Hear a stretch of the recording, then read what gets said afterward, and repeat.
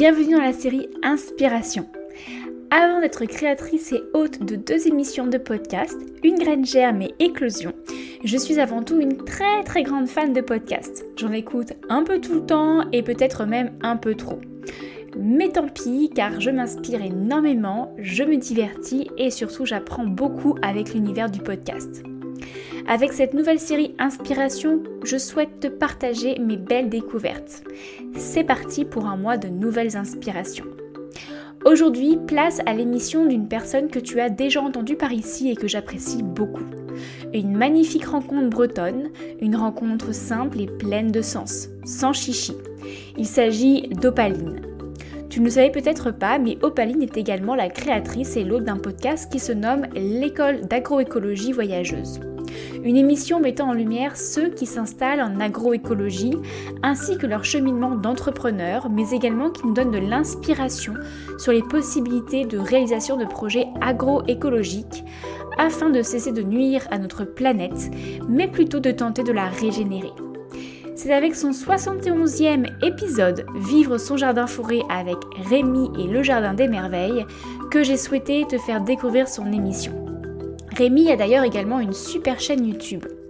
Son jardin est un lieu d'expérimentation et il y trouve une abondance de savoir à diffuser via sa chaîne YouTube, qui est aussi une sorte de journal où on voit évoluer le jardin de Rémi, le Jardin des Merveilles, depuis sa création il y a maintenant 14 ans. Si tu as apprécié cet épisode, n'hésite pas à t'abonner au podcast d'Opaline et sache également que tu peux la retrouver sur Une graine germe dans l'épisode numéro 30 intitulé L'agroécologie et notre relation au vivant. Je te mets bien sûr tous les liens en description de cet épisode. Je te souhaite à présent une très belle écoute.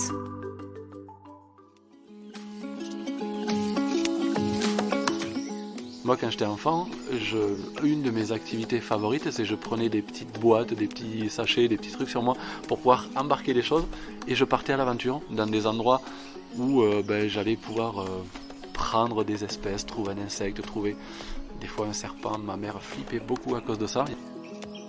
Une fois que cette forêt va un petit peu se refermer et que je vais manquer de lumière, il n'y aura plus qu'à éclaircir certains arbres, faire des trognes, ouvrir des clairières.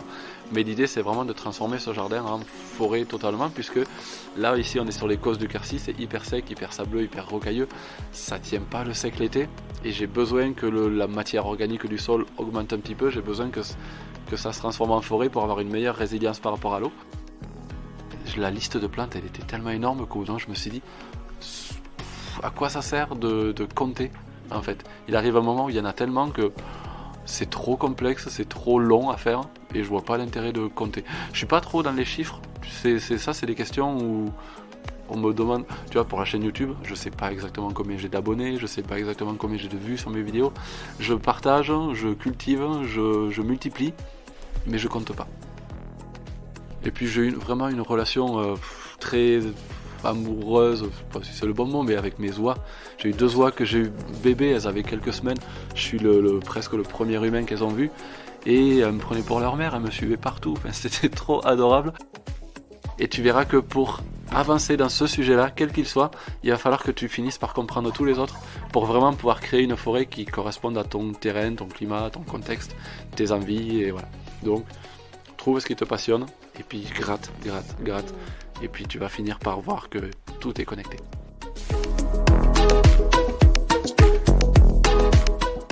Bonjour à toutes et tous, bienvenue dans cet épisode que j'ai enregistré avec Rémi du Jardin des Merveilles le 12 avril.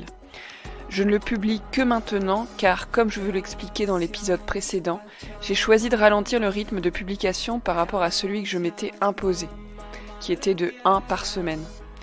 Pour le moment, j'ai décidé de publier quand c'est le plus juste pour moi, pour prendre vraiment le temps dans le processus créatif de montage de chaque épisode. On est le 5 juin et demain les participants et participantes de l'école d'agroécologie voyageuse arrivent à Ségur-le-Château pour le dernier regroupement de cette promo, la dernière promo de la première EAV. Dans 10 jours, on sera à la ferme des Mawagites pour le festival de clôture de l'école. Cette période est vraiment très particulière pour moi et c'est aussi pour cela que je n'ai pas la même énergie pour le podcast. J'ai eu beaucoup de plaisir à réécouter l'interview de Rémi. Les 3 mots qui définissent Rémi sont pour moi l'humilité, la curiosité et la transmission. Je vous souhaite une belle plongée dans le monde du Jardin des Merveilles et à très bientôt.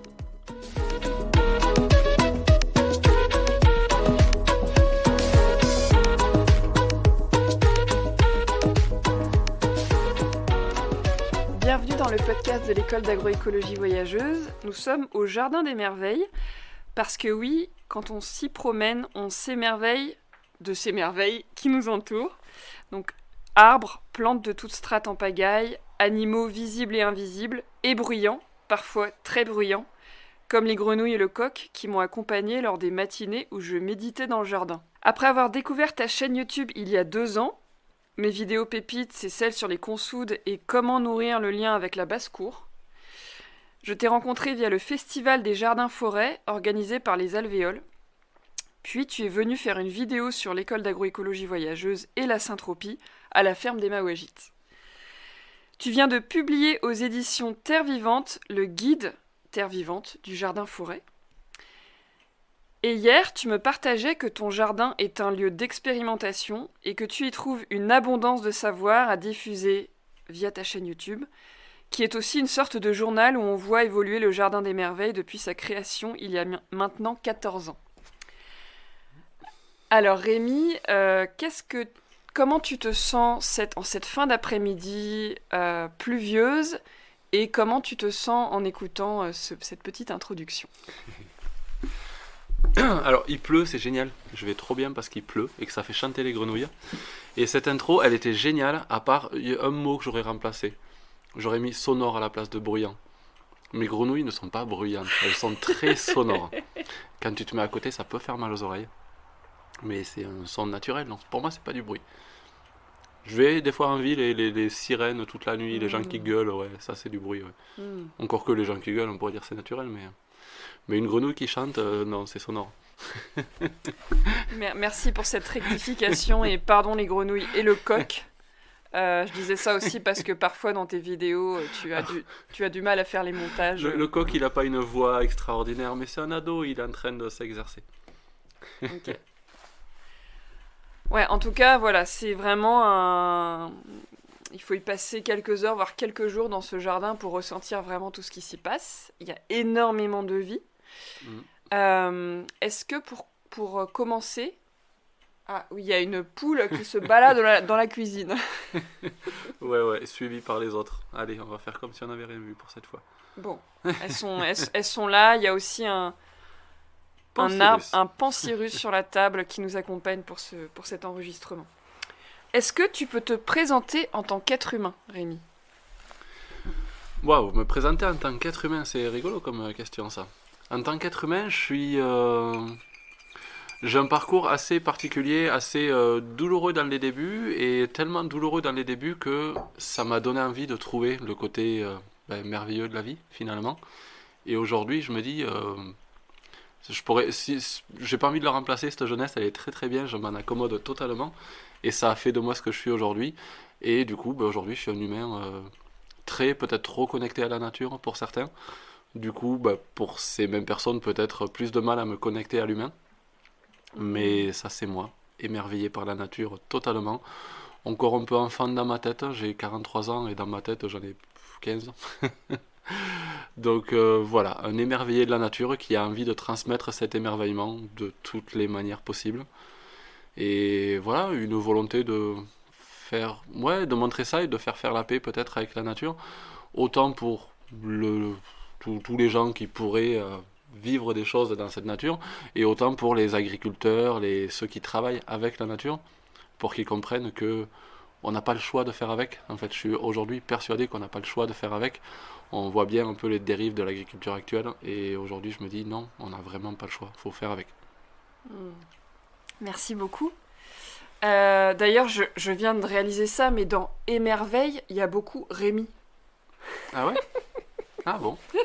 R-E-M-I, si on le met dans un certain ordre, ça peut commencer à faire le mot émerveille. Ok. Bon, on pourrait jouer avec toutes les lettres d'émerveille et voir qu'est-ce qu'on peut faire comme mot.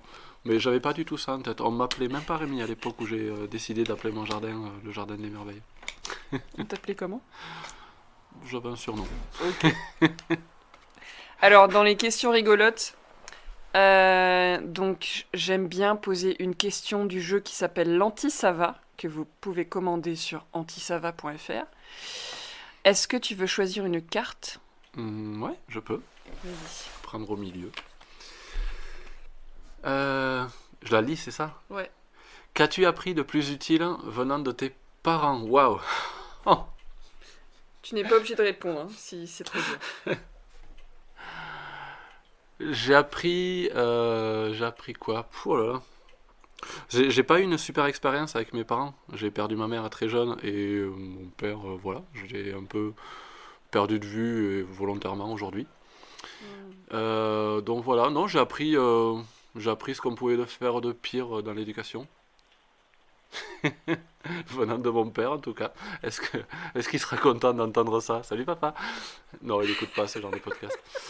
Mais ouais, non, mais non, je vais essayer d'être plus sympa, mais non, j'ai pas eu une enfance très très facile, j'ai pas eu une éducation très très douce, j'ai perdu ma mère dans des circonstances très très violentes, donc voilà. Du coup, c'est peut-être grâce à ça aussi qu'aujourd'hui je me rapproche de la nature comme je le fais aujourd'hui. Je sais pas pourquoi je suis tombé sur cette carte. Je pense que j'aurais pu tomber sur quelque chose de plus agréable, plus constructif. Bah, c'est ton chemin et c'est pour ça que t'es là et la C'est nature moi. est ta meilleure enseignante, peut-être aujourd'hui. Ah, complètement. Ah, complètement. Depuis longtemps et pour longtemps encore, oui. Bah, tu sais. Mais la nature de l'homme aussi, en vrai, ça Ouais. enseigne quelque chose. C'est, même si je suis pas fan de cette enfance que j'ai vécue, elle me sert aujourd'hui à voir comment moi j'éduque mon fils, et puis même plus globalement, à voir les interactions que je crée avec les humains. Je sais les traces que ça peut laisser selon ce qu'on dit, selon ce qu'on fait. Donc c'est une forme d'éducation un peu violente, mais ça a été une forme d'éducation qui me sert quand même. Ouais. Et il y a des personnes qui écouteront ce podcast qui se reconnaîtront peut-être aussi là-dedans, donc c'est chouette Mhm. que tu partages ça. Pour te venger, tu peux me poser une question si tu veux, hein, mais c'est pas obligatoire. Je peux piocher une autre carte pour te poser la Oui. question. Entre plus d'argent et plus de temps, que préférerais-tu et pourquoi ? Alors, je dirais aucun des deux aujourd'hui parce que j'apprends à me contenter de ce que j'ai, mais je dirais plus de temps. Ça se comprend. Voilà. Et il y a pourquoi parce que j'ai énormément d'envie et je suis très connectée au temps qui passe et à me dire oh là là, j'aurais pu faire ça plutôt que ça. Mais globalement, je suis quand même assez à l'aise avec le fait d'être une simple humaine avec 24 heures dans une journée et c'est ok. Les poules se sont rapprochées. Peut-être qu'elles Elles sont veulent avec nous. poser quelques questions. Elles veulent qu'on les entende. Alors, est-ce que tu as envie de nous raconter un peu comment est né le Jardin des Merveilles ? Eh bien, je peux broder un peu plus autour de ce que j'ai dit, parce que c'est vraiment ce qui s'est passé. J'ai grandi en Afrique, au Gabon. Quand on est arrivé en France, j'ai vécu à Albi, pas loin d'ici, donc en ville. Et j'ai travaillé en usine, enfin j'ai vraiment eu un parcours, l'école c'était très très compliqué, je suis pas allé très loin. Après j'ai eu des boulots à droite à gauche et j'ai fini à bosser en usine. Et puis un jour quand j'ai réussi à finalement quitter cette usine, c'était dur d'en partir. Enfin je voulais en partir mais je voulais pas démissionner, j'avais envie d'avoir mon chômage pour pouvoir me lancer sur autre chose. J'ai réussi à me faire licencier bien gentiment. Et donc à partir de là je savais pas trop où j'allais aller. À savoir que la ville, l'humain, tout ça, c'était vraiment pas. J'étais pas trop en paix avec ça, c'était un peu difficile. Et puis, de lieu en lieu, je suis passé à droite à gauche, et puis j'ai croisé le festival L'été de Vaour, juste à côté d'ici. J'ai rencontré donc Colline, qui est devenue la mère de mon fils, on était ensemble pendant pas mal de temps, et sa mère avait une ferme. Et puis, j'ai travaillé un petit peu à la ferme, j'ai découvert un peu la vie à la campagne. Et là, je me suis dit, purée, mais c'est dans cette ambiance-là, c'est dans ce milieu-là que j'ai envie d'évoluer aujourd'hui. Et puis, elle m'a proposé un terrain sur lequel j'ai fait le jardin aujourd'hui. Donc, voilà, à partir de là, je me suis dit, la porte est ouverte à plein de possibilités. Je suis quand même fait une petite phase après ça où je suis allé voyager dans plein de lieux, de jardins, d'exploitation agricole, pas que, aussi des exploitations. Mais voilà, et je suis tombé au jardin des Sortilèges, chez Bernard et Annie-Jeanne Bertrand à l'époque. Et je me suis dit, c'est exactement ça que j'ai envie de faire. Un jardin multitâche, multi-usage, avec un côté pédagogique, avec de l'accueil de groupes, des scolaires, des adultes, des botanistes, des scientifiques qui venaient. Un jardin d'expérimentation sur lequel ils faisaient pousser plein de choses. Et à côté de ça, eux, ils sont plein d'activités. Ils sont écrivains, botanistes, enfin lui en tout cas, Bernard Bertrand, il est écrivain, botaniste, ornithologue, vannier, je sais plus, photographe. Ils font plein de choses et je me suis dit, waouh, c'est trop bien d'avoir un jardin, dans le sens, c'est un terrain de jeu sur lequel tu peux expérimenter plein de choses, mais tu le fais pas juste pour toi. L'idée, c'est de se créer un support multitâche qui puisse servir à transmettre plein de choses à plein de publics différents. Et donc là, je suis arrivé sur le terrain où je suis aujourd'hui, mais sauf qu'à l'origine, c'était une prairie. Et donc je me suis dit, faire ça sur une prairie, c'est compliqué. Donc j'ai commencé à travailler sur des productions. Il y a la pluie qui recommence là. Ça va le son ? Ouais, ça va aller. Et donc à partir de là, je me suis amusé à faire plein de productions différentes.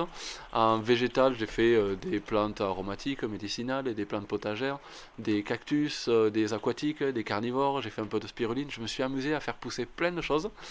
Et à côté, j'ai semé des graines d'humains, je sais pas si on peut dire ça, mais j'ai reçu beaucoup de woofers. J'ai commencé à organiser des événements sur le lieu, des stages, des balades botaniques, des choses. Tout était gratuit au début parce que j'avais pas confiance en moi, mais j'avais juste envie de vivre des choses en groupe et pas d'apprendre tout seul, d'avoir des personnes à qui transmettre et des personnes de qui apprendre aussi, parce que les gens qui venaient ici ne venaient pas juste pour apprendre, ils venaient vraiment pour échanger.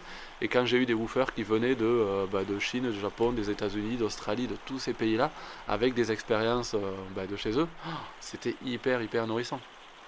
J'ai eu une espèce de déclic, de révélation, je sais pas comment on peut dire, un jour où j'ai fait une balade botanique avec toujours le stress, la peur de quelqu'un va me poser une question ou va me demander c'est quoi cette plante.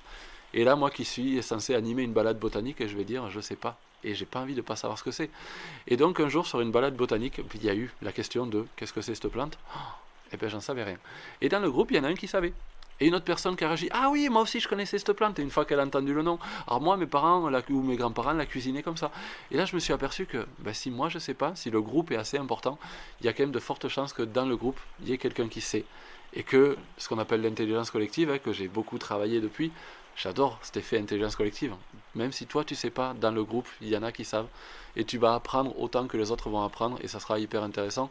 Et tu seras pas la personne référente, celui qui sait dans le groupe. Tu seras celui qui a envie de partager, celui qui lance la dynamique d'échange. Mais l'échange, c'est le groupe qui le fait, et ça, c'était magnifique. Tu deviens presque facilitateur de savoir, en fait. Ouais, j'aime bien ça. Ouais. J'ai été, quand on a bossé avec l'asso, qu'on a fait des formations, on a donné des formations pour organiser des réunions. J'ai bossé, je suis élu sur ma commune et j'ai été facilitateur sur certaines réunions. Dans des assos, j'ai été facilitateur aussi. Donc ouais, c'est venu petit à petit. Mais sur le coup, je ne l'ai pas appris. Ça m'est tombé dessus comme ça. Et quand ça se met en place naturellement, c'est juste magnifique.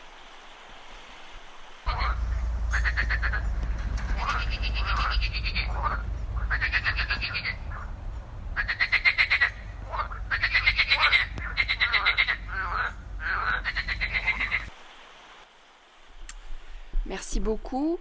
Donc là, tu nous as partagé un petit peu le cheminement jusqu'à la naissance du jardin et le fait que petit à petit, c'est devenu un lieu où de plus en plus de monde s'est impliqué avec une association qui aujourd'hui n'existe plus. Alors, j'ai envie de parler d'abord un petit peu plus du jardin et après peut-être qu'on abordera le côté un peu plus humain. Est-ce que tu pourrais nous faire une sorte de visite guidée, comme si on était en drone, ou un drone qui est à hauteur d'humain, du jardin, pour qu'on puisse se plonger un peu dedans et puis qu'on puisse aussi savoir peut-être ce qui se trouve dans le livre que tu as écrit. Eh bien, je vais faire une visite guidée avec un petit jeu dans le temps, puisque ce qu'il est en train de devenir aujourd'hui n'est pas forcément exactement ce qui avait été mis en place dès le début. Moi, au début, quand j'ai commencé à travailler, je bossais surtout dans ma serre, et ce qui se passait sur le terrain autour, c'était les stagiaires, les woofers, les amis qui le mettaient en place. Et puis petit à petit, il y a eu un côté jardin pédagogique. Donc d'un côté de la serre, il y avait le jardin pédagogique pour le club nature, avec des enfants qui avaient chacun leur petit carré de jardin. Et puis voilà, ce jardin pédagogique a un petit peu évolué. Et aujourd'hui, c'est devenu un poulailler, mais avec des restes de certaines plantes, certains arbres que les enfants avaient plantés à l'époque. Mais donc aujourd'hui, c'est devenu un poulailler de ce côté. Et ce qui est en train de devenir un jardin forêt de l'autre côté de la serre, à l'origine, il y avait des petits jardins à thème. J'ai un peu copié en fait l'idée du jardin des sortilèges à l'époque où il y avait plein de petits jardins à thème. Et donc il y avait le jardin médicinal, la partie jardin potager, la partie jardin d'aromatique avec la zone un peu plus sèche. Et puis voilà, et aujourd'hui, tout ça, c'est en train de devenir un jardin forêt dans le sens où je mets des arbres partout. Avec pour projet, là on va un peu dans l'avenir maintenant, pour projet que une fois que cette forêt va un petit peu se refermer et que je vais manquer de lumière, il n'y aura plus qu'à éclaircir certains arbres, faire des trognes, ouvrir des clairières. Mais l'idée c'est vraiment de transformer ce jardin en forêt totalement, puisque là ici on est sur les causses du Quercy, c'est hyper sec, hyper sableux, hyper rocailleux, ça tient pas le sec l'été. Et j'ai besoin que la matière organique du sol augmente un petit peu, j'ai besoin que ça se transforme en forêt pour avoir une meilleure résilience par rapport à l'eau. Donc aujourd'hui, il y a beaucoup d'arbres, il y a beaucoup de jeunes arbres, il y a pas mal d'arbres un peu plus vieux, et il y a quelques arbres qui sont là depuis le début, 14-15 ans. Donc voilà, c'est une jeune forêt fruitière en devenir. Beaucoup d'arbres fruitiers, mais beaucoup de plantes dans tous les sens. J'aime bien les plantes alimentaires, mais j'aime bien ce que j'appelle moi juste des plantes à histoire. C'est-à-dire des plantes qui n'ont pas forcément d'intérêt direct pour nous. C'est pas une plante médicinale, alimentaire ou quoi, mais c'est juste une plante qui a une histoire, quelle qu'elle soit, que je trouve intéressante et que j'adore avoir dans mon jardin. Je suis un peu collectionneur, j'ai beaucoup, beaucoup de choses dans mon jardin. Ouais, c'est ce que j'allais dire par rapport à d'autres personnes qui ont des forêts-jardins ou des jardins-forêts. D'ailleurs, c'était une de mes questions, quelle est la différence? Bon, on pourra l'aborder plus tard, mais c'est ce côté passionné de la diversité et de qu'est-ce que tu pourras avoir de plus, quelle plante est vraiment unique. Est-ce que d'où ça vient ce côté un peu collectionneur ou défricheur de biodiversité et est-ce que tu as une idée du nombre de plantes que tu as dans ton jardin? Ouh. Alors, quelle question, dans quel ordre? D'où ça vient de Port-Gentil au Gabon, en Afrique? Parce que le côté biodiversité. Alors c'est marrant parce que quand je lis le descriptif de moi, de mon jardin, de mon asso, que j'ai écrit il y a bientôt 14 ans du coup, il y a vraiment ce truc j'ai grandi dans un lieu grouillant de vie, fourmillant de vie dans tous les sens, et j'ai envie de recréer ça chez moi, pour recréer un peu le berceau dans lequel j'ai grandi, parce que je dirais pas que ça me manque, hein. Je suis pas nostalgique, je suis très très bien dans mon présent, je suis très bien là où je suis, mais je sais que j'avais adoré ça, j'avais adoré cette diversité. Moi quand j'étais enfant, une de mes activités favorites, c'est que je prenais des petites boîtes, des petits sachets, des petits trucs sur moi pour pouvoir embarquer des choses, et je partais à l'aventure dans des endroits où j'allais pouvoir prendre des espèces, trouver un insecte, trouver des fois un serpent. Ma mère flippait beaucoup à cause de ça, il y avait des serpents très dangereux là-bas, mais j'allais explorer, et dès que je trouvais une bestiole que je connaissais pas, j'essayais de l'attraper et je la ramenais, puis je la mettais soit dans mon jardin, soit plutôt dans mon armoire pour pas la perdre, et je faisais vraiment flipper ma mère à cause de ça. Mais voilà, j'aimais vraiment ce côté grouillant de vie où tu te balades et tu sais pas sur quoi tu vas tomber, mais tu vas tomber sur un truc que tu te dis mais j'en vois plein tous les jours, mais celle-là je l'avais jamais vue. Et c'est un peu ce qui est en train de se passer ici. Du coup, il y a beaucoup de choses qui arrivent tous les ans que j'avais jamais vues ou que j'avais vues mais dont je me rappelle pas, il y en a tellement. Et j'aime bien ce côté vraiment grouillant de vie. Donc voilà, ça vient du Gabon, ça vient de mon enfance, ça c'est sûr. C'est quoi les autres questions? Combien d'espèces? Combien? Oui, ouf. À la louche. Alors de plantes? Dans le jardin, ouais. De plantes, de végétaux que j'ai ramenés moi? Parce que entre ce qui pousse, en vrai j'en sais rien. À la louche je dirais des milliers, mais après entre ce que j'ai ramené moi et ce qui pousse naturellement, ce que j'ai, ouais, je sais pas, mais des milliers au moins, oui c'est sûr. À une époque, je sais, au début je m'étais amusé à faire un tableau parce que passionné de botanique et sur ma période vraiment apprentissage, classification entre famille, genre, espèces et puis les gros groupes de plantes, et je m'étais fait un tableau. Et je ne sais plus à quel nombre de plantes je m'étais arrêté, mais il y a juste un moment où je me suis dit, mais c'est infini, parce que comment tu ranges les plantes sauvages, les plantes cultivées, au début c'est simple, Et puis au bout d'un moment, tu t'aperçois qu'en fait, il y a une plante qui est arrivée naturellement, mais qui est une plante cultivée, que tu as un moment cultivée dans ta serre, je sais pas, c'est une graine qui s'est échappée, ou c'est une graine qui est venue de chez le voisin, ou c'est un oiseau qui a ramené un truc, ou c'est... Enfin, il y a des plantes qui sont pas sauvages, qui sont pas locales, et qui poussent dans mon jardin, alors que c'est pas forcément moi qui les ai plantées. Donc des fois, je sais pas, du coup, c'est pas évident de classer, et du coup, je me suis dit, ben non, je vais faire un tableau avec tout ce qui pousse. Après, peut-être, je mettrai une case dans mon classeur Excel, où je mettrai naturel, naturalisé, sauvage, machin. Mais en vrai, la liste de plantes, elle était tellement énorme qu'au bout d'un moment, je me suis dit, à quoi ça sert de compter, en fait. Il arrive un moment où il y en a tellement que c'est trop complexe, c'est trop long à faire, et je vois pas l'intérêt de compter. Je suis pas trop dans les chiffres, c'est des questions où on me demande, tu vois, pour la chaîne YouTube, je sais pas exactement combien j'ai d'abonnés, je sais pas exactement combien j'ai de vues sur mes vidéos. Je partage, je cultive, je multiplie, mais je compte pas. Et je vais m'arrêter sur ça. Ouais, ça fait partie des sujets que je voulais aborder avec toi, l'abondance et l'idée d'offrir, de créer beaucoup. Mais avant ça, j'aimerais qu'on reste un tout petit peu dans les aspects techniques. De par les étapes que tu as franchies, que tu as parcourues pour créer ce jardin, est-ce que tu conseillerais des étapes, tu en parles dans ton livre notamment, pour des gens qui connaissent un petit peu de plantes, qui ont, je sais pas, 1000 m², 5000 m², et qui veulent démarrer, comment on s'y prend? Question piège. Bonne question piège, mais réponse bateau, ça dépend. Ça dépend. Alors, qu'est-ce que tu as envie de faire en premier? Qu'est-ce qui te plaît le plus? Moi, l'idée, c'est selon les personnes, ça va être de trouver le petit truc sur lequel tu vas tirer qui va faire basculer tout le reste. Moi, ce qui me passionnait, c'était la biodiversité, c'était les insectes. Et mes premiers trucs, c'était avoir le plus de plantes différentes possibles, avoir des floraisons dans tous les sens, avoir des pucerons partout pour avoir des coccinelles et autres insectes qui arrivent. Et c'est par là que je l'ai pris. Et du coup, je me suis passionné après par les plantes, par la botanique. Il y a plein de choses qui sont arrivées comme ça. Ensuite, le sol. C'est du sol que tout vient. C'est une fois que tu connais ton sol, tu sais qu'est-ce qui va pouvoir pousser dessus. Ce que j'explique, tu parles du livre, ce que j'explique dans le livre et la façon dont j'aborde les choses, c'est je décortique d'abord. Dans le livre, je vais aborder tous les sujets séparément les uns des autres. Donc au début, c'est pas clair. C'est une des critiques, mais très gentille et que j'ai beaucoup apprécié, c'est que ça part dans tous les sens au début. On s'y perd un petit peu, ça part en étoile. Il y a plusieurs façons de le dire. Et tout se finit par se recombiner, tout finit par se reconnecter. Et petit à petit, on fait des liens. Donc, est-ce que c'est la géologie, le sol, le côté vraiment minéral qui t'intéresse? Est-ce que c'est la vie, la biodiversité, la vie du sol, les insectes? Est-ce que c'est les végétaux? Est-ce que c'est les plantes? Est-ce que c'est l'évolution, les successions? Il y a plein de choses à savoir.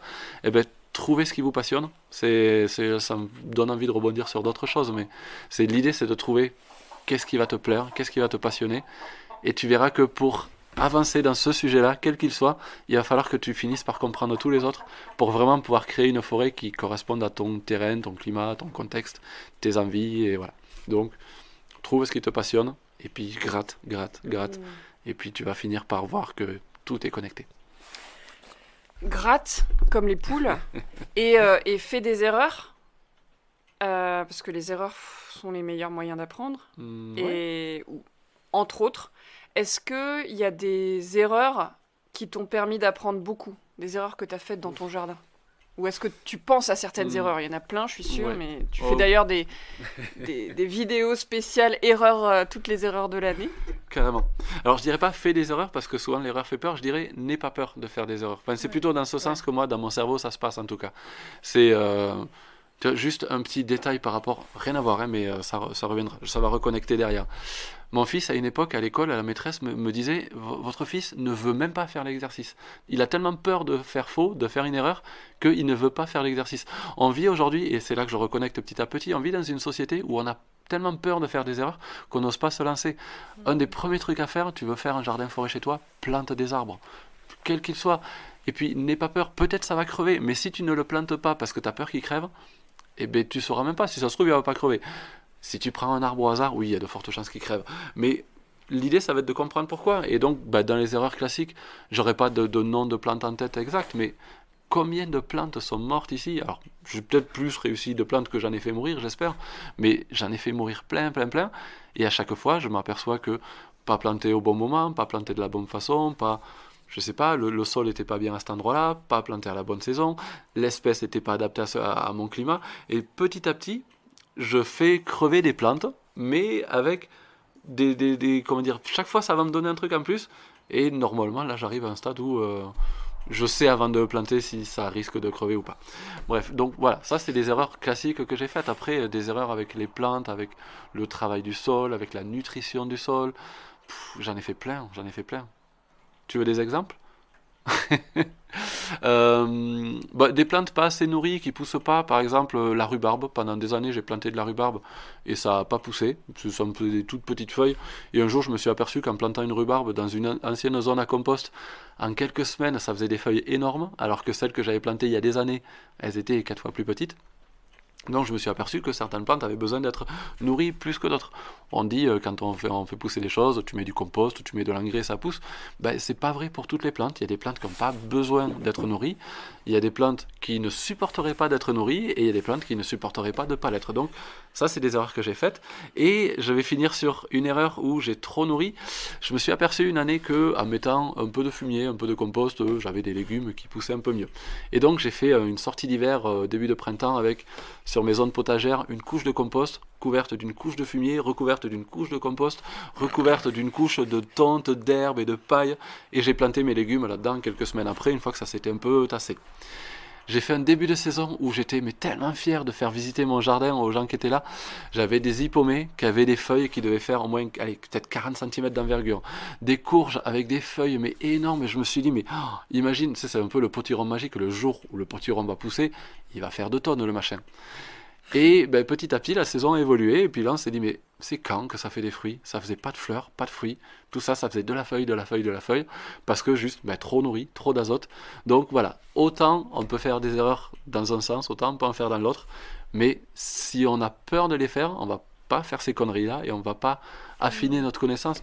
Et j'aurais tendance à dire, mais après, je sais pas, c'est peut-être une connerie, mais c'est pas, pour moi, faire des erreurs, c'est pas une des manières d'apprendre. C'est la manière d'apprendre. Combien de fois on va te dire fais ça, fais pas ça?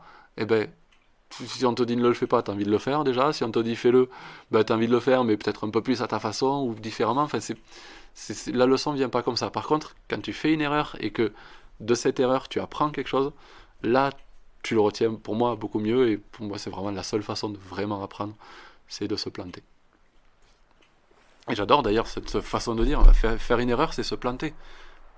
Quand tu plantes quelque chose, qu'est-ce qui se passe derrière? C'est en se plantant qu'on pousse. C'est ça. Et d'ailleurs, un chêne produit des milliers de glands. Et dans les milliers de glands qu'il produit, il n'y en a que quelques-uns qui vont pousser. Donc il fait plein d'erreurs. Mais exact. En fait, il ne voit pas ça comme des erreurs. Ouais. J'avais le chiffre, moi, pour le pissenlit. Le pissenlit, sur chaque année, il fait plusieurs milliers de graines, genre 50 000, 100 000 graines. Est-ce que tu sais... Théoriquement, combien de graines vont donner un pissenlit viable qui va lui-même redonner des graines? Il y a un chiffre précis, vraiment. 40? Non, beaucoup moins. 1. Si c'était ne serait-ce que le double, 2. Si chaque pissenlit donnait 2 pissenlits viables, on serait envahi par les pissenlits.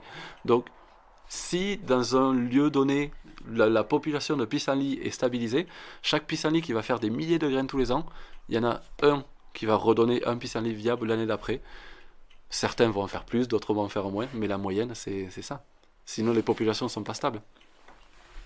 Ça rejoint d'autres questions que j'ai après sur l'abondance et le fait que parfois ça déborde, il y en a trop, et en fait, c'est pas grave.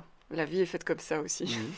Ouais, c'est ça qui fait l'évolution. Et il y a des perturbations qui font que tu vas trier, quoi. Complètement. Est-ce que tu peux nous parler un peu du lien que tu as avec tes poules? Et avec les animaux en général, peut-être? Parce qu'on parle beaucoup de plantes. Ça dépend de quel animal. On parle pas de chat, par exemple. Ah oui, c'est vrai. J'adore la biodiversité et du coup, j'adore beaucoup d'animaux. J'aime pas les animaux qui déséquilibrent la biodiversité. Il y a quelques animaux que j'aime pas. Il y a un type de poisson, par exemple, que j'aime pas trop dans mes mares. Mais tu me parles de mes poules. Je l'ai pas trop réfléchi quel lien j'ai avec mes poules, mais c'est des amis, j'ai envie de dire. C'est pas des amis avec qui je discute, encore que quand je suis tout seul, je leur parle. Mais c'est pas une discussion parce qu'elles me répondent. J'allais dire, elles me répondent pas, elles me répondent des trucs que je comprends pas, mais en même temps, elles doivent pas forcément comprendre ce que je dis. Je sais que moi, quand elles me suivent partout, j'ai tendance à me dire ah c'est cool, mes poules elles m'adorent. Non, elles attendent juste que je leur donne à manger. Et une fois qu'elles ont plus faim, elles en ont plus rien à faire de moi. Mais en tout cas, j'adore avoir cette présence-là. C'est drôle parce que j'ai eu plusieurs étapes dans le jardin. Au début, quand je bossais en asso avec Colline, qui m'a aidé à monter l'asso ici, elle voulait une basse-cour, elle voulait un poulailler, donc on a fait un poulailler.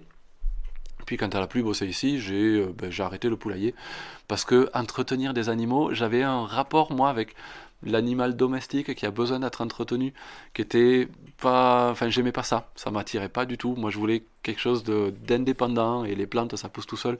Les animaux, il faut les soigner, il faut les entretenir, voilà. Et je sais pas trop qu'est-ce qu'il y a. Ah si, je me rappelle complètement. Ça y est, l'époque où il y a eu ce déclic. Et je te parlais il y a pas longtemps là d'une période burn-out que j'ai eue, une période où vraiment j'étais submergé de toutes les activités que j'avais à droite à gauche et j'avais envie que tout s'arrête.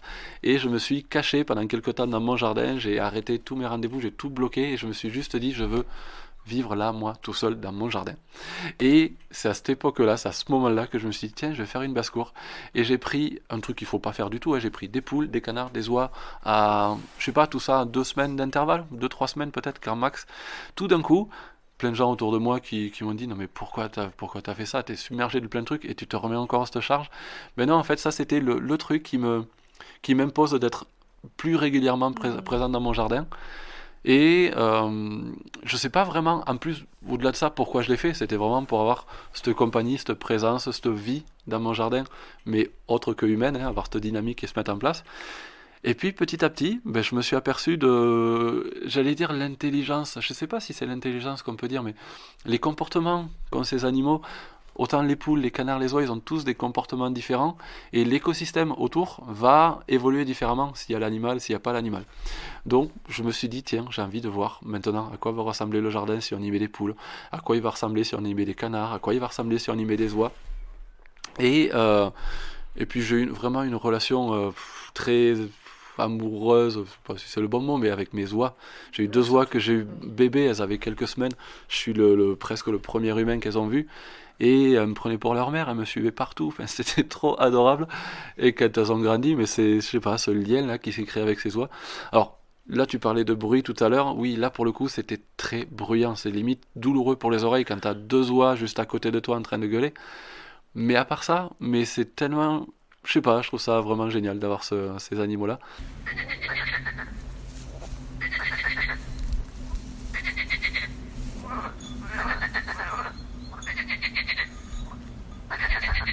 Et puis ça broute, ça me tonne l'herbe, les oies ça broute, c'est vraiment l'effet tondeuse, sur les zones où les oies se baladent, ça broute, mais ça mange de l'herbe, ça mange pas forcément les tomates et tout ça, ça mange pas. Par contre, les brins d'herbe qui poussent autour de mes cultures, tu peux tout à fait envoyer tes oies dans ton jardin, elles vont juste manger le chien-dent qui pousse à côté. Les canards ils vont manger les limaces, les poules elles vont gratter, alors faut pas faire de semis quand il y a les poules, mais elles vont juste gratter, éviter l'enherbement. Et au final, je me dis c'est pas si gênant que ça dans un jardin. Ça va juste imposer certains comportements, mais ça va accompagner l'écosystème. Et je vais finir sur une dernière raison. Je fais des réponses très longues, j'ai l'impression. Mais le côté fertilisant des animaux, c'est juste énorme. Donc voilà, pas besoin d'en dire plus. C'est hyper fertilisant. Tous les oiseaux font des déjections qui sont hyper nutritives. C'est génial. Et les œufs à la coque étaient très bons hier soir. Ah mais oui. Mais c'est ça, l'abondance, tu parlais d'abondance. Là, en ce moment, j'ai juste 6 poules. J'ai de quoi distribuer des œufs à mes amis, à mes voisins. J'en mange pas forcément tous les jours non plus, donc j'ai de quoi partager. Mais ça pond à un point que c'est énorme.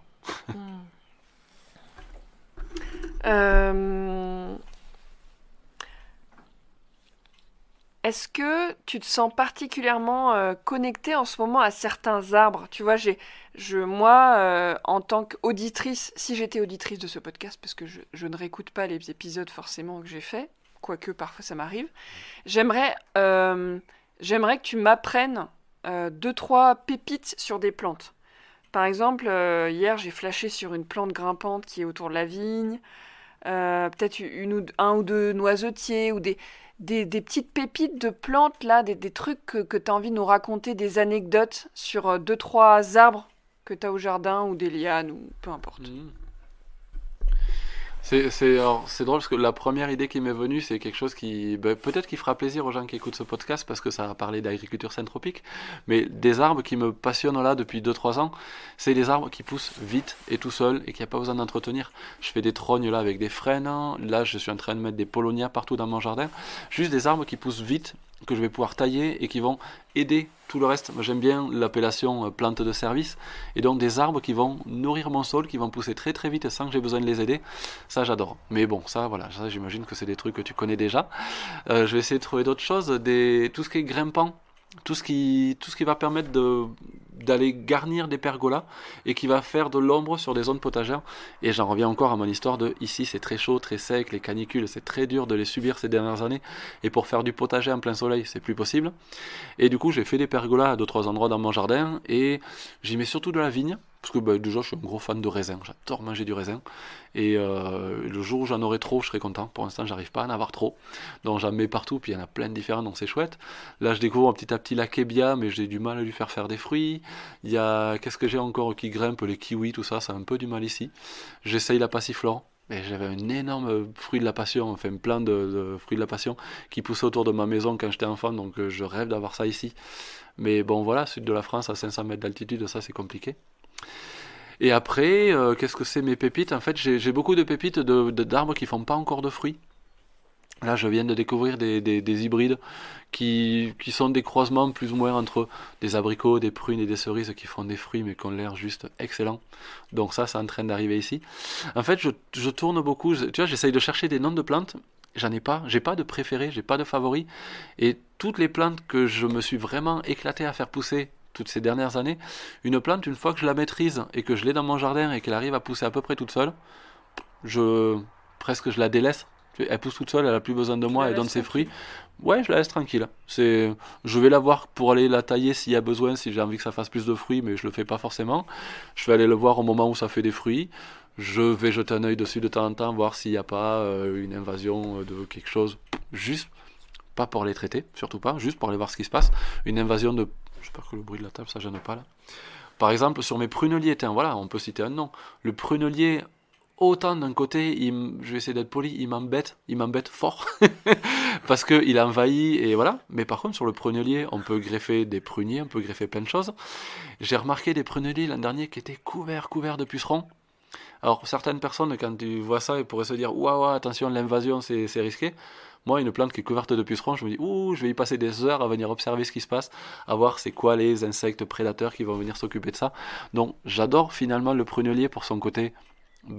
attraction de la faune auxiliaire, c'est génial, support pour d'autres variétés fruitières, et puis il est hyper envahissant. Autant il peut être vraiment embêtant parce qu'il envahit, et puis sur certaines zones je me dis vas-y, envahis, fais-moi une pousse, chaque pousse je vais la couper, je vais t'y mettre autre chose dessus, donc vas-y, gagne du terrain autant que tu veux, moi je vais m'amuser avec ça. Donc c'est chouette, ça pousse un peu à travailler avec ses limites et les choses qu'on est prêt à accepter ou pas. J'aime bien essayer de voir le bon côté des choses. Ouais, et puis chaque plante est là pour te donner un indice sur ce qui se passe sur ton terrain. Complètement. J'aimerais qu'on parle un peu de la transmission et du fait que la manière dont tu transmets a changé au fur et à mesure des années. Comment tu arrêtes la pépinière? En tout cas, ton activité agricole est fortement réduite. Est-ce que tu peux nous expliquer ce qui t'a amené à arrêter la pépinière? Eh bien, c'est drôle parce que je vais rebondir sur ce que je disais avant. Je l'ai fait pendant 14 ans, la pépinière. J'ai testé, j'ai réussi, j'ai gagné ma vie avec ça pendant pas mal d'années. Et bien, voilà, expérience pépiniériste, check, ça c'est fait. Maintenant, j'ai envie de tester autre chose. Et puis, j'ai plusieurs activités côte à côte. Il y a eu ça, il y a eu l'association qui servait à transmettre des choses aussi, la chaîne YouTube, le livre que je viens d'écrire, les formations que je donne, je fais des chroniques pour une autre radio, je fais pas mal de choses, et j'ai pas envie de m'éparpiller. La pépinière, ça c'est fait, j'ai envie de libérer de l'espace pour avoir du temps libre, peut-être pour m'appliquer plus sur mes autres activités, peut-être bientôt travailler sur un autre livre. Ouais, voilà. En fait, l'expérience est souvent suivie de la transmission quand même. Et c'est ce que tu fais toi aussi, tu transmets plus maintenant qu'il y a 10 ans, quoi. Beaucoup plus, et je crois que j'ai plus de choses à transmettre aussi, plus d'expérience de métier, de boulot. Il y a eu une période sur la chaîne YouTube où j'ai commencé à me dire que J'allais manquer d'inspiration, j'avais plus d'idées. Et puis là, en fait, plus ça va, plus j'étudie, plus je lis, plus je découvre des choses, plus en fait j'ai plein d'idées. Donc voilà, je transmets des choses autant sur le jardin forêt que sur le fait de produire des plantes. Parce que arrêter la pépinière, pour moi, ça veut juste dire arrêter de produire en masse. Il y a 2 ans, j'ai greffé 800, 900, presque 1000 arbres. Quand je faisais de la tomate, je produisais des milliers de tomates à l'année. Ben là, au lieu d'en faire des milliers, ben, je vais en produire des dizaines. Je vais en faire pour moi, je vais en partager pour les amis, les voisins, les copains. Et j'aurai toujours quelques plantes à vendre pour les curieux, mais j'arrête en tout cas la production de masse. Mais produire des plantes, ça, c'est sûr que je vais toujours transmettre. Et là, alors du coup, je prends le contrôle du podcast parce que Opaline est totalement captivée par les poules qui se baladent entre le bureau, la cuisine. Tu savais pas que j'étais passionnée par les poules? Si, je crois que c'est par ça un peu qu'on s'est découvert au début, ouais. Oh merde, elles sont parties. Bon, c'est pas grave. Ouais, elles reviendront. J'avais sorti mon appareil photo pour faire une photo des poules dans la cuisine, mais bon, c'est pas grave. Alors, j'avais envie de partager quelque chose. Moi, ma mission de vie, parce que je la connais, une des manières de la dire, c'est créer pour transmettre ce que j'apprends. Est-ce que ça te parle? Alors oui, à part créer, parce que je ne vais pas dire, moi je veux créer. Moi c'est découvrir, peut-être, explorer.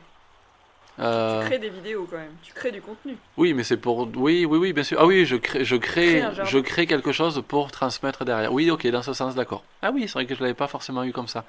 Ok. Produire des choses pour les transmettre, ouais. Je crée un jardin. Je sais pas, ce mot créer en tout cas me fait pas... Ça te fait penser à l'art peut-être, la création plus... Ouais, moi j'ai l'impression de... Moi ça me fait raisonner inventer en fait, j'invente rien, je ne crée rien qui vienne de nulle part. Tout ce que je crée en fait c'est la nature le fait, c'est bizarre dit comme ça, mais c'est... Enfin ouais, je dynamise quelque chose qui vient de la nature et je le transforme en contenu transmissible en fait.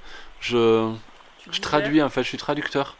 C'est la nature, j'allais dire me parle, mais non. Enfin, j'arrive à explorer, j'arrive à découvrir, j'arrive à grappiller des choses dans la nature et je le traduis en langage compréhensible par les gens qui n'ont pas forcément le regard d'enfant, qui n'ont pas forcément le regard de, je sais pas, de la personne qui a eu de l'expérience. J'aime pas trop le dire comme ça parce que j'ai pas envie non plus de me sentir...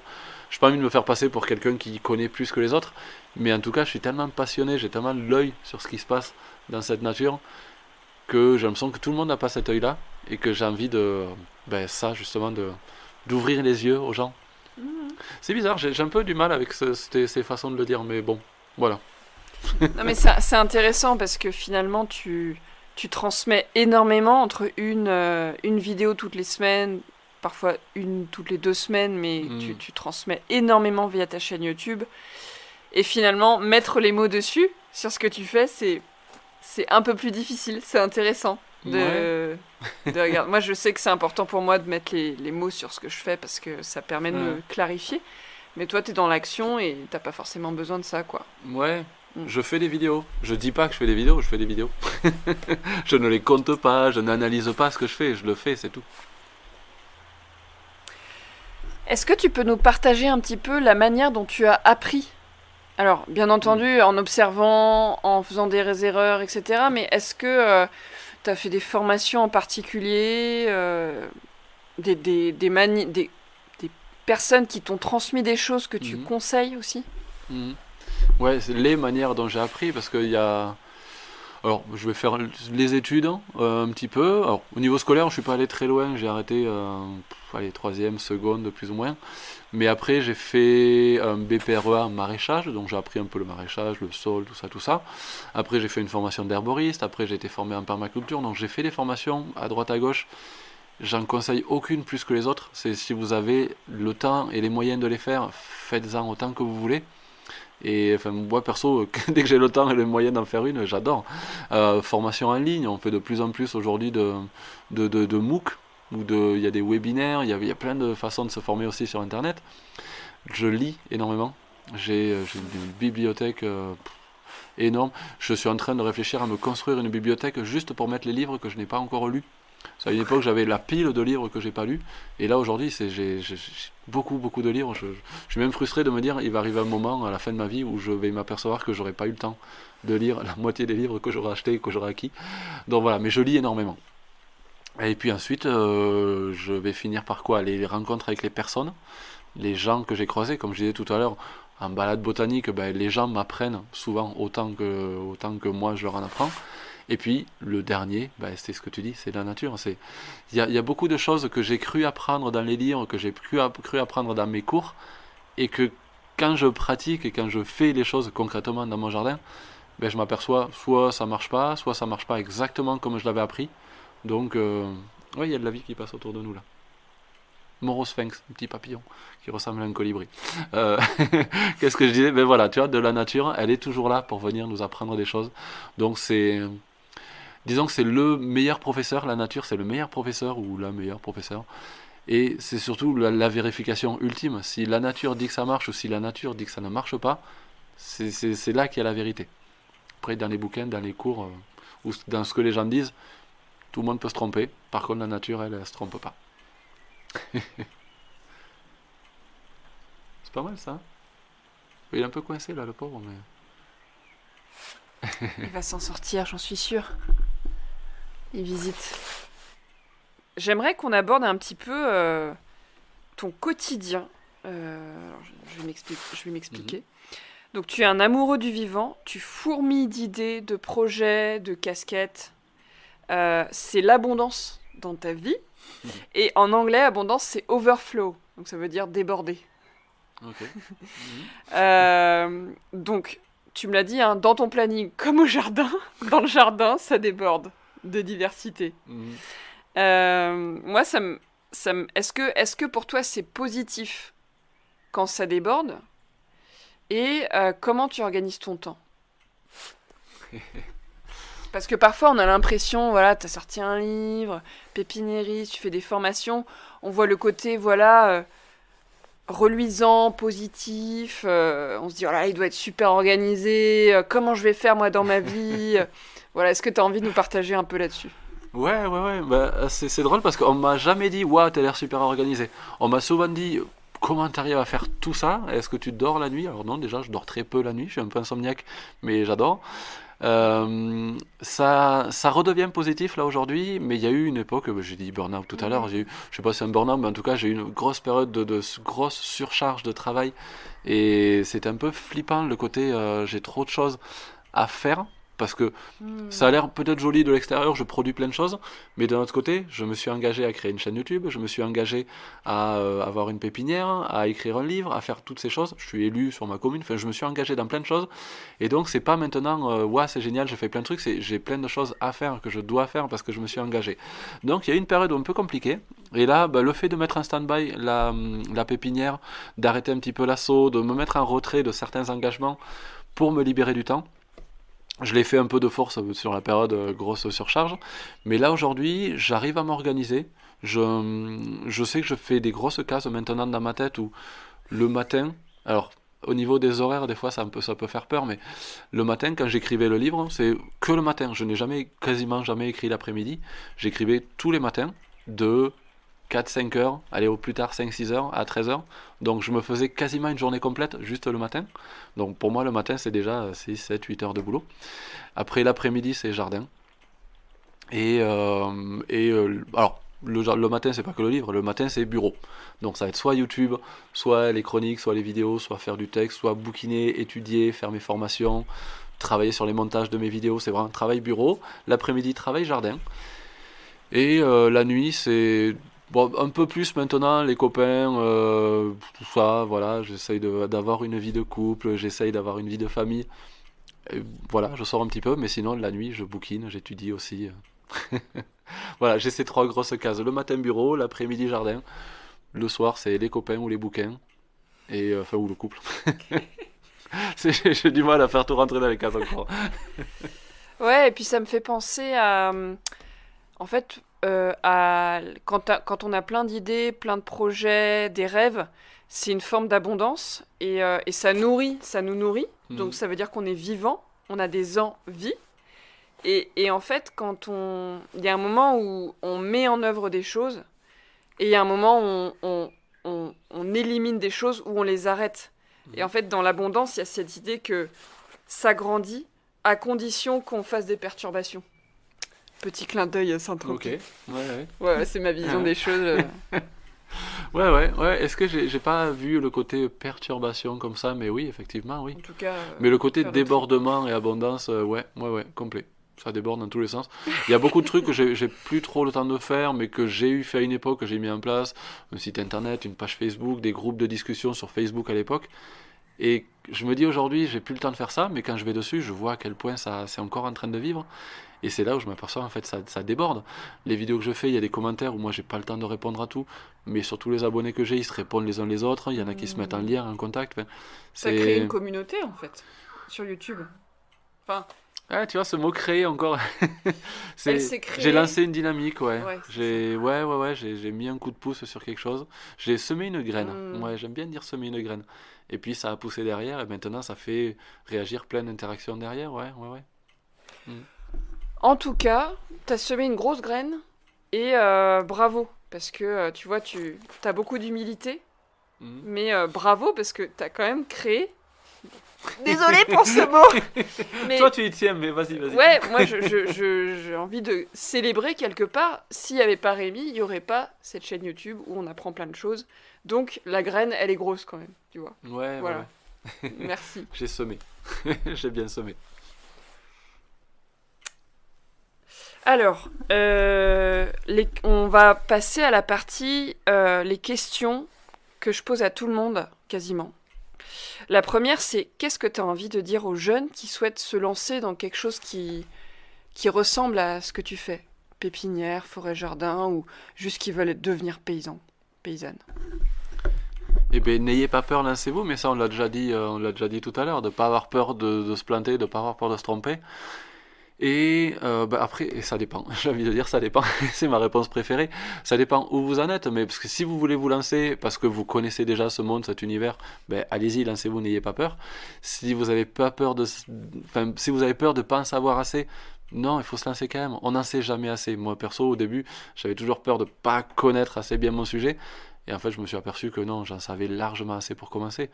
Et puis si vous connaissez pas parfaitement le milieu, et puis si vous n'avez pas idée de toutes les différentes possibilités, parce que ce que je fais, c'est qu'est-ce que tu entends par ce que je fais? Jardin-forêt, la pépinière, la chaîne YouTube, il y a plein de choses différentes. Allez voir des gens qui font. Il y a le woofing, alors pour le coup j'ai envie de conseiller ce réseau-là, enfin woofing ou Helpex ou je sais plus comment ça s'appelle les autres, mais le fait d'aller travailler dans des fermes, vivre avec des gens qui vivent dans ce genre de milieu-là, pour tester l'expérience, mais vraiment en réel, pas voir en vidéo, pas voir dans les livres, juste aller vivre avec des gens qui font ça et aller apprendre. Et puis vous allez voir si c'est quelque chose qui vous correspond ou pas. Et ça, c'est un truc que n'importe qui peut faire. On n'a pas forcément les moyens d'aller se payer une formation ou quoi. Par contre, aller faire du woofing, il faut juste aller avoir du temps. Avoir envie d'y aller, avoir du temps. Le woofing, on est nourri, logé, et on va vraiment vivre dans le truc. Donc, ouais. Et puis une fois que vous êtes sûr, lancez-vous, hein. Plantez des arbres. Et n'attendons pas d'être experts, soyons vers de terre. C'est de moi. Ok. On sera jamais expert. Le seul expert, c'est la nature. Il n'y a que elle qui sait tout. On est des passeurs. Est-ce que tu as envie de remercier une personne ou un être? Ah oui. Je peux en remercier deux? Ouais. Je vais essayer de faire, parce qu'en fait, je suis resté un peu mal à l'aise de mon début de podcast. Je vais remercier mon père et ma mère, sans qui je ne serais pas là. Et je m'arrête à ça. Merci le papa et la maman de Rémi. Est-ce que tu as une personne qui, selon toi, pourrait être chouette à interviewer dans ce podcast? Oh là là. Bernard Bertrand, il y est passé ou pas encore? Non? C'est qui? Alors, Bernard Bertrand, c'est lui qui a créé les éditions de Terran. C'est un gars que j'ai rencontré quand je suis allé au jardin de Sortilège. J'ai envie de conseiller du coup, alors ils sont plus ensemble, ils l'étaient à l'époque où j'ai bossé là-bas, Annie-Jeanne Sauvage, qui m'ont donné la passion. C'est mes deuxièmes parents J'en ai plein de parents. Mais ils m'ont vraiment donné la passion. Ils m'ont montré que on pouvait être intègre par rapport à ce qu'on produit. Moi, je les ai connus surtout par les bouquins des éditions de Terran et par le Jardin de Sortilège. Et c'est vraiment trop beau, tout ce qu'on voit, tout ce qu'ils disent. Ils vendent du rêve. Et puis quand on va chez eux, on s'aperçoit que c'est pas que un rêve, eux ils le vivent. Donc c'est vraiment cette intégrité que j'adore. Et c'est vraiment cette expérience-là qui m'a donné envie de faire ce que je fais aujourd'hui. Donc voilà, c'est vraiment des gens très très très très intéressants. Eh ben, merci beaucoup Rémi. Est-ce que tu veux partager une dernière chose avant aux personnes qui nous écoutent? Alors ça dépend en quelle saison vous écoutez ça, mais une fois que vous aurez fini d'écouter, coupez tout ça et allez dehors, allez voir ce qui se passe. Posez-vous quelque part et allez observer si vous trouvez des pucerons, si vous voyez une limace, si vous voyez... qu'est-ce que je vais trouver encore comme truc dégueulasse que les gens n'aiment pas. Mais ouais, si vous voyez tous ces trucs qu'en général les gens n'aiment pas, juste... Ah, une mouche ça va être plus compliqué, mais pourquoi pas? Pourquoi pas? Ah, si, une mouche, pareil. Juste posez-vous, observez-les et regardez ce qu'ils font et posez-vous la question. Qu'est-ce qu'ils sont en train de faire et pourquoi ils sont en train de faire ça? C'est quelque chose que j'adore faire moi quand je vais dans la nature et quand je regarde une limace qui se déplace. Où est-ce qu'elle va? Pourquoi elle fait ça? Et du coup, une mouche, je vais rebondir sur ça. Une mouche qui se pose à côté de vous, juste regardez-la, observez et regardez qu'est-ce qu'elle est en train de faire. Et alors, je sais pas où vous êtes, qu'est-ce que vous faites, mais si vous regardez une mouche qui est posée à côté de vous, moi je sais ce qu'elle est en train de faire. Parce qu'une mouche, quand elle se pose, elle fait toujours la même chose. Elle se nettoie. Elle se lave. Et pourquoi elle se lave? Parce qu'elle est tellement connectée avec son environnement que tout ce qui est sur son corps, c'est juste des organes de captage de ce qui se passe autour. Et que pour que ça marche bien, il faut être propre. Donc quand on dit qu'une mouche c'est ça, non, une mouche elle est pas ça, elle fait que se laver.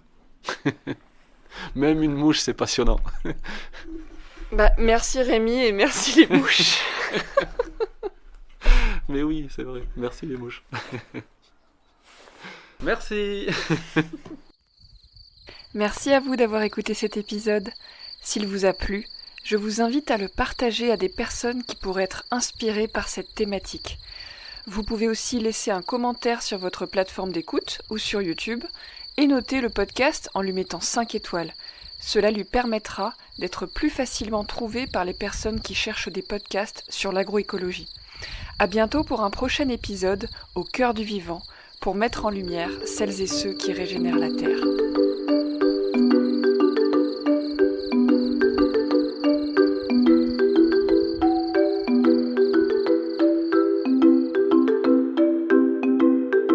Si tu as apprécié cet épisode, rendez-vous dans la description de l'épisode du jour pour retrouver les liens de l'émission d'Opaline, mais aussi de l'épisode que nous avons enregistré ensemble sur Une graine germe, à savoir l'épisode numéro 30 intitulé « L'agroécologie et notre relation au vivant ». Enfin, si tu apprécies ce concept de série Inspiration, je t'invite à m'en faire part soit par email, soit sur Instagram. Je te mets tous les liens également dans la description. À bientôt!